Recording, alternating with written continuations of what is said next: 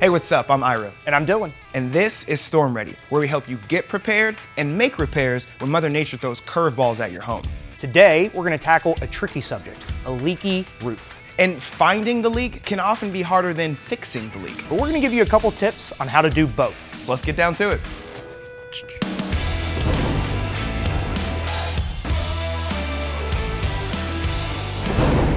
Now you might remember this roof cutout from our episode on gutters. And since then, we've given it a little bit of wear and tear. So we've weathered it a little bit. We have some tabs that are loose. We have some tabs that are broken, some tabs that are weathered very poorly. And this roof just really needs some good repair. Going a little bit past the damage that we have, what are they actually made of? It's gonna have multiple layers to it. The first is gonna be the base layer, or the backbone, and that's usually gonna be some sort of fiberglass material or some sort of matting underneath of the shingles themselves. Right.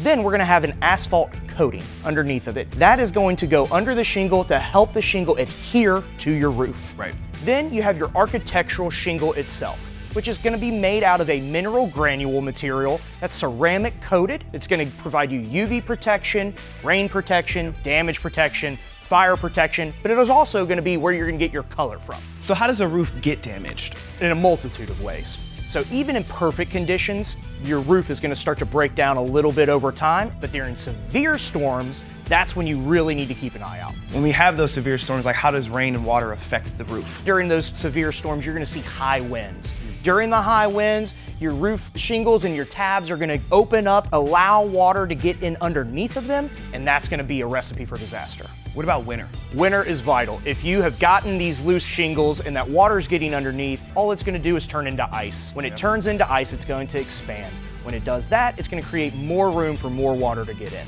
So for this roof, we simulated some hail damage. Dylan, tell us about that. Even pea-sized hail has the ability to fall at 20 miles an hour, but as hail gets bigger, of course it's just gonna fall that much faster. So as bad as this looks, we're not really worried about what it looks like, more of how it performs. Obviously, it can look ugly and still be doing its job, but when it's not doing its job, let's take a look at what that looks like.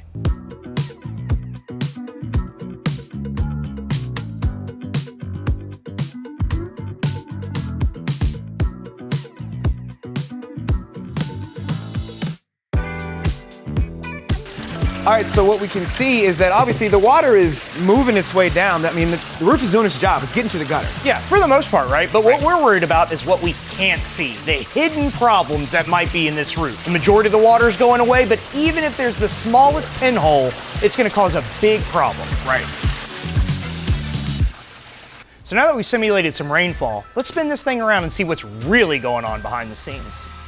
So Dylan, the first thing I'm seeing is this big puddle. Yeah, we've got a big puddle already in this space, right? And we are only running this thing for a few minutes. So this is gonna be a simulation of your home. You're gonna see a big puddle of water potentially during a severe storm. And we're hitting our floor joist and our beams inside your home, so you can imagine what that would look like as well. Now I'm looking a little bit deeper and I'm seeing some water pop up right around our can light. That can't be good. No, that's definitely not good. That is a giant red flag that you've got probably a large puddle of water right above where that light fixture is. So we probably need to get up in that attic and find out what's going on.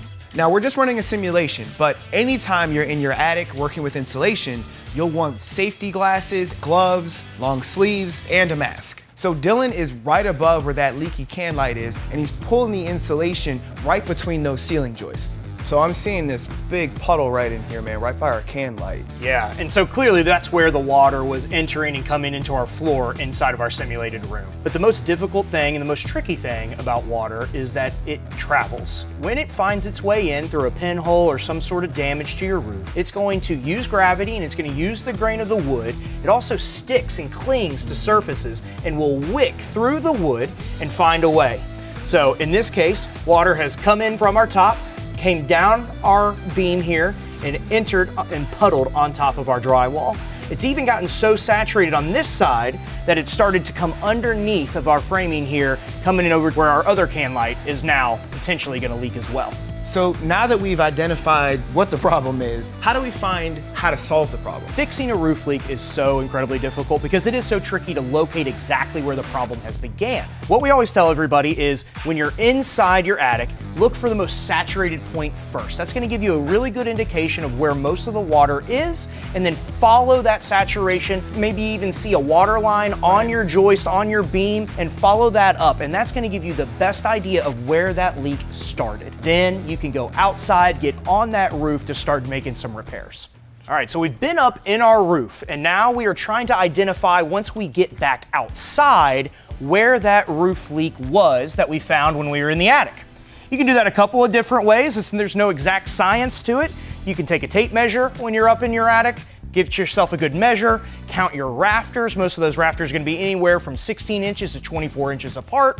That should give you a good ballpark of where that was once you're back outside looking at that roof about to get on top of it. So once we've done that detective work, it's all about fixing that leak. There are a lot of ways to patch a leak.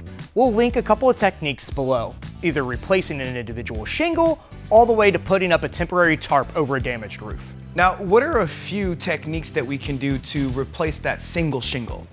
You want to start by gently lifting the shingles above, using a flat pry bar to carefully lift the shingle directly above the damaged one.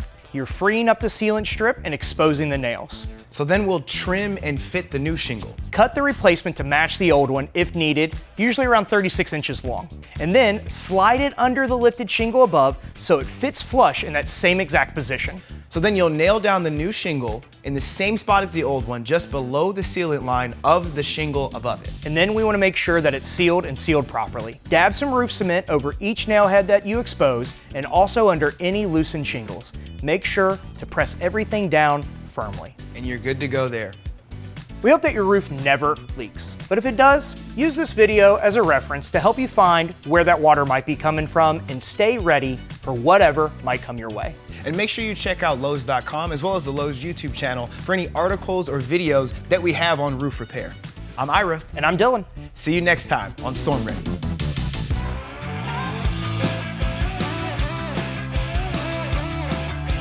I'm Ira. And I'm Dylan. I was looking at him like, and I'm say your Dylan. name? Forgot who I was.